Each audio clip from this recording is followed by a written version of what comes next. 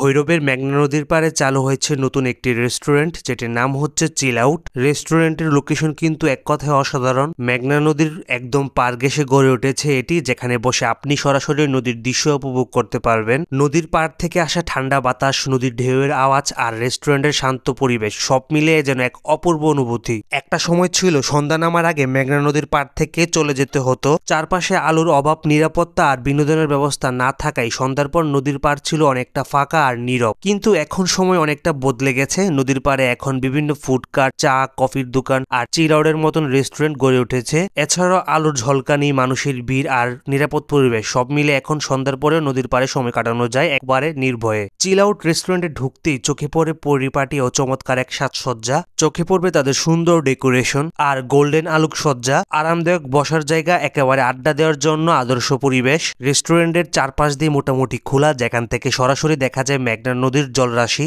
আকাশে মেঘ, বাতাসে ঠান্ডা হাওয়া আর সামনে নদী। এই ভিউটাই আপনার মন ভালো করে দিবে। বন্ধু বান্ধব বা পরিবার প্রিয়জনের সাথে একটু নিরিবিলি পরিবেশে বসতে চাইলে এই চিল আউট রেস্টুরেন্ট একদম পারফেক্ট। তো আজকে এতটুকুই। চিল আউট রেস্টুরেন্টের খাবার, পরিবেশ, সার্ভিস সবকিছু নিয়ে বিস্তারিত বলবো আমার পরবর্তী ব্লগে। ততক্ষণ পর্যন্ত আমার সাথেই থাকুন, ভালো থাকুন আর চিল আউট করুন।